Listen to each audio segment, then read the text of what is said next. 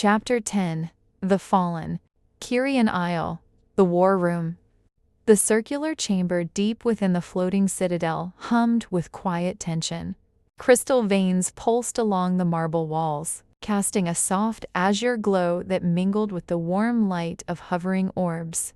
At the center of the room, a massive illusionary map of the continent of Askir rotated slowly above a circular obsidian table. Rivers shimmered like liquid silver. Tiny embroidered banners marched across borders in real time, and clusters of crimson flames flickered, where villages and fields were being consumed. Kale stood motionless at the edge of the table, both hands planted firmly on the cool marble, his knuckles white. His silver-white hair fell across his brow, and the weight of leadership pressed heavily on his young shoulders. The golden circlet of Scions Tyrion rested there, but at this moment it felt more like a crown of thorns. Archmage Theron stood beside him, his long gray robes embroidered with runes of protection and foresight. The old mage's face was etched with deep lines of concern, his silver beard neatly trimmed.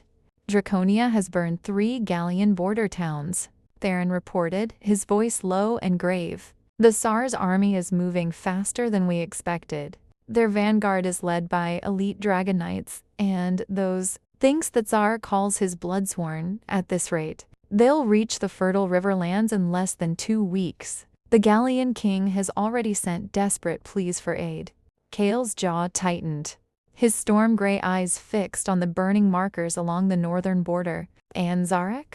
Theron waved a hand over the map. The northern section zoomed in, revealing the smoking ruins of the great dwarven stronghold of Khazad-Durak. The stronghold has fallen completely. Zarek now controls their ancient forges.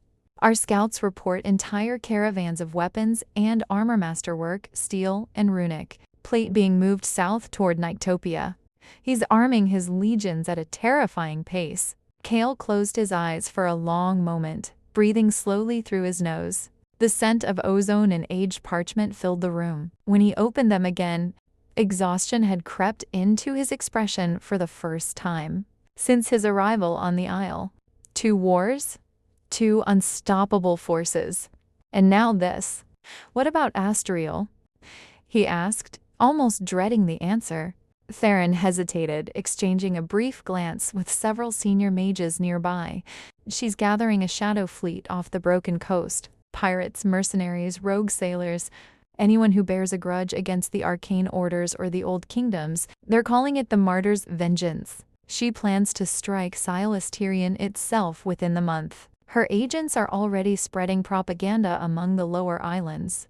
Kale straightened up slowly. The weight of command settled deeper into his bones. I'm being pulled in 3 directions at once, he said quietly, almost to himself. I can't stop a war in the west, a conquest in the north, and defend this island all by myself, not without tearing the realm apart in the process. Theron placed a steady hand on Kale's shoulder, his grip firm and reassuring. Then you don't do it alone, my prince. That is why the Arcane Conclave called you here. You are not merely a warrior or a mage. You are the bridge, the one who can unite what others would shatter. Kale looked around the chamber. Dozens of senior wizards, scholars, and battle mages waited in attentive silence, their colorful robes representing every school of magic. Their eyes were fixed on him, expectant, hopeful, and perhaps a little afraid. He took a deep breath, centering himself, and pointed at the burning markers on the floating map. First priority: stop the war between Draconia and Gallia before it spirals into total continental devastation. I will go there personally.